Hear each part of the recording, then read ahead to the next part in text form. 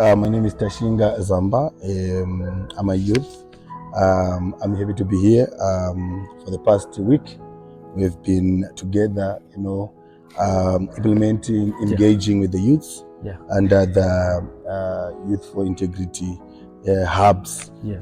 So this program is called the Youth Engage Symposium, and we were, exchanging ideas on how we could build integrity, how we can be able to address challenges facing our country. Exactly. And I would like also to introduce the Youth for Integrity podcast that we have started. Nice. It's important that we tell our youths, our fellow youths out there, what it entails, and the importance of engaging in programs that are youth-centered, that will also lead us into reducing corruption. But maybe before we delve much into the to the issues, you can introduce yourself, Stanley. Thank you so much. You can introduce yourself. Thank you so much. Hello viewers, my name is Stanley Moyo, also known as Captain Iris Inevitable, and I'm so happy to be with the Integrity Youth podcast today, sharing important information.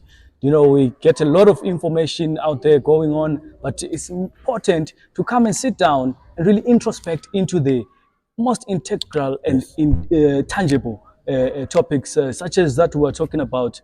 Youth participation is very important for us as young people to partake in decision-making processes, as well as to combat, of course, corruption. You know what, Stanley? To be here. I'm happy that you really articulate issues around participation. Yes. But the most thing that thrills me is the fact that youths in Zimbabwe, in terms of demographic dividend, we are about 67%. From 0 to 35. And almost 33% from 18 to 35. It's a bigger number. It's a bigger number.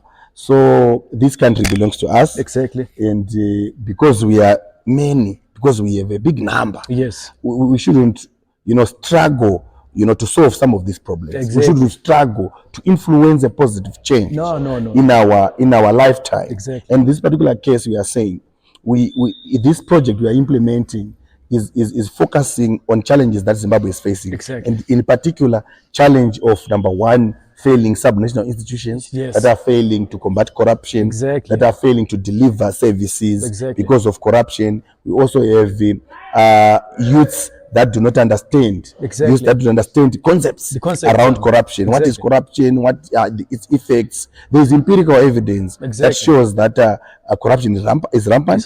For example, the Corruption Perception Index that Transparency International Global, passed in 30 January. This year.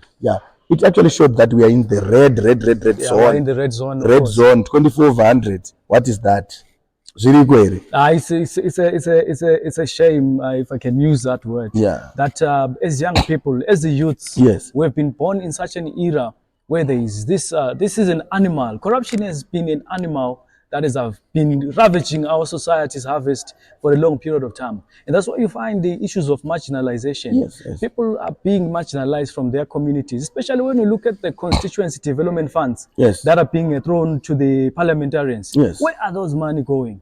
As young people, we need to engage on those particular activities in the community to try and advocate for those constituency development fund, for those 3% retention schemes to actually benefit the population. As you mentioned, that we actually a huge demographic when it comes to the total population from the Zim state. I see you are very smart. It's hashtag Youth for Integrity. Exactly. Yes. So the integrity part of this program, we should underline that as youths.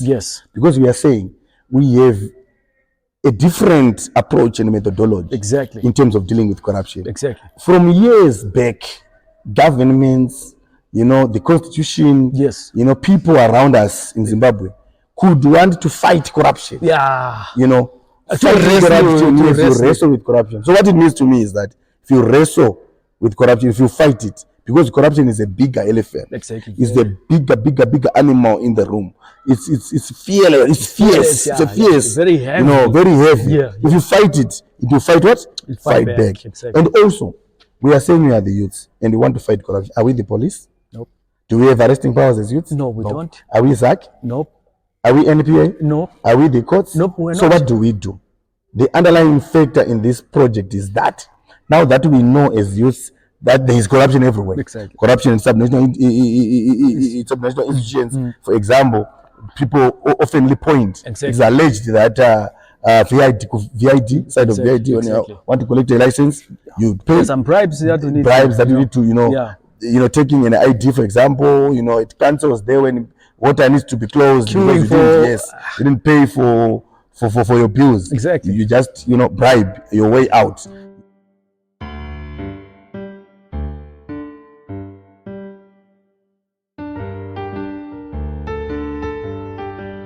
What integrity is to me, and I came to a conclusion. A youth without integrity is like a generation of chickens running without heads, spinning everywhere and not knowing what to do. We need a generation that subscribes to the values of integrity, honesty, transparency, and trustworthy. The young people, we are the future.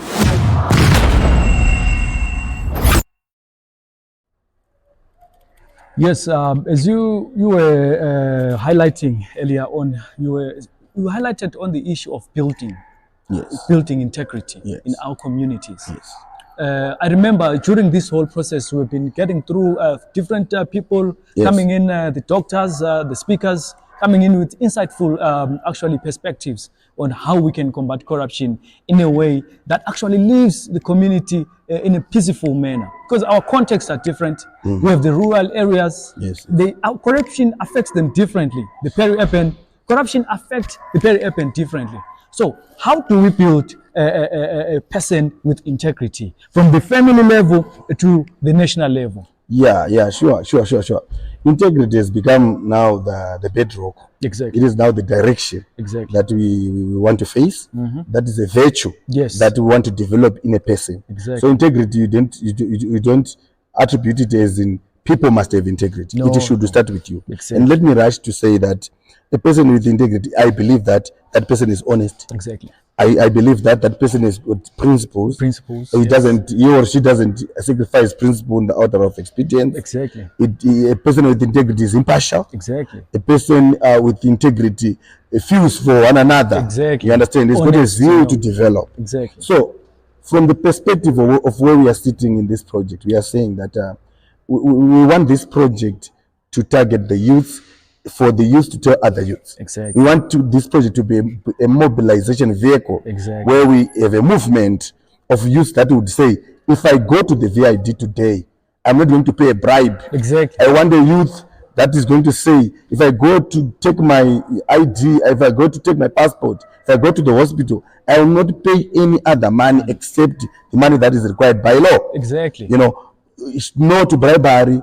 Exciting. You understand? Exactly. So basically, this project is called Strengthening Institutions, Youth Agency in Zimbabwe Accountability Narratives. Nice. There is an issue of accountability. Exactly. There is an issue about the youth agency. There is an issue about the institutions that are effective, that are strong, that are also able to respond, to corruption issues. And the youths are at the center. Exactly. And the formula or the weapon that we are going to be using to deal with that corruption, to reduce it, so that next time our country ranks low, is integrity building. Integrity building. That's our formula. That's our focus. Exactly. And we are not going to be selective in terms of geographical coverage. We have youth in Manicaland, we have youth in everywhere. We want all the youth to rise, regardless of their different political affiliations. If you are a youth, you are a youth. We have common challenges. We are not going to work. We are abusing drugs. Let's build that virtue of integrity and go forward. I think our fellow friends out there, they would want to join this movement and say no to corruption and start to motivate each other to work hard. Exactly. We don't want to work hard. No, what do you have to say? The thing about easy world. The easy world, the advent of technology, digital technologies, the IT, Did you not fall to this one, creator? Were you a victim of No, actually, I'm actually a savior.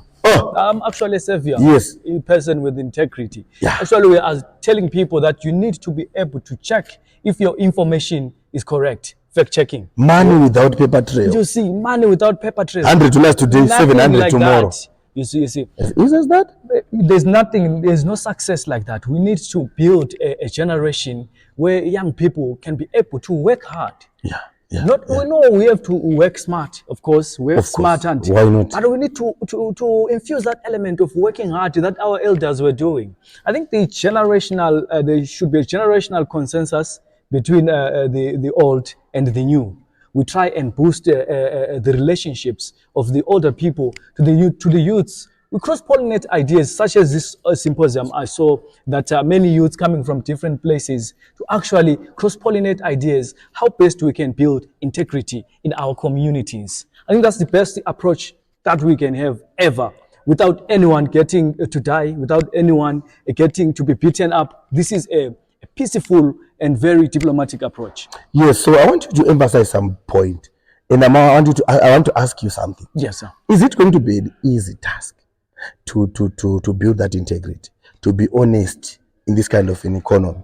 I'm saying my friend is a person who has no integrity, is a person who is engaging in illicit deals, and I want to be an honest person. Then after 3 years, my friend has got a Lamborghini. After 4 years, my friend has got a house.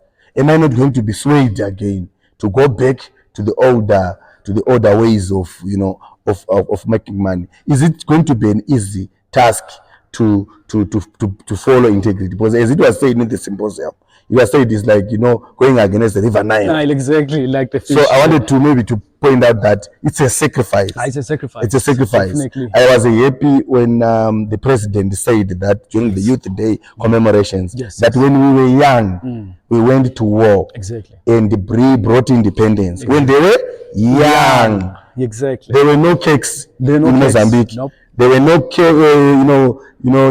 coffee. There was no coffee. There was no coffee. There was no coffee there. It was a hard life. It was but they sacrificed their lives so that independence is here. So as youths, I think we also need to sacrifice to leave corrupt activities. Exactly. To leave everything illicit and become honest and create a generation from now going onwards. Exactly. Trying to live honest in principles of hard work. Exactly. Normally, there is a friend of mine that I got here. As I told you, I'm from across the city there in Bulawayo. So a friend of mine, he says that, it's not going to be easy to create integrity, to build champions of integrity. It's never been, it's not easy to be a champion. There's no champion who can tell you that it was easy. I just crossed you need to work hard. Crossed the Caires to go to Mozambique. No. Even Messi, when he just twist that ankle and push the ball to the nets there, he would tell you that it's not easy. It's not. He's a champion. He's a champion. That's what champion face. Challenges are there, but we need to overcome them. And our method, as you were saying, it's a different method. It's a very peaceful engagement.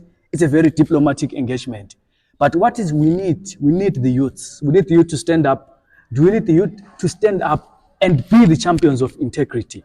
So sort of reigniting the connecting integrity and Ubuntu. Like going back to our roots. Exactly. Going back to our past where our societies had no corruption. Exactly. Where there was hard work. Family democracy. Exactly. A unit in terms of a family, it was strong. Based on these basic principles of basic principles of integrity, transparency, and accountability. You can't say after having been asked, for example, you are not accountable. You blame somebody and say it's because of this one that I'm not accountable. No. We want youth that are strong and jacked up. Exactly. So I'm happy that we have been here at the Youth Engage Symposium, and also we have also introduced our Youth for Integrity podcast that is going to be running for the next 5 years. You have to check for us every month. And we'll be talking about these issues, trying to bring back the youths, trying to remind each other as young people to say, let's live an honest life, let's have integrity, and let's push back corruption using our mindset shift. We need also to have a framing of our mind, which is very positive around integrity and fighting corruption. Your parting shots. Yeah, thank you so much. I really appreciate that you actually articulated that a youth without integrity is danger to human future.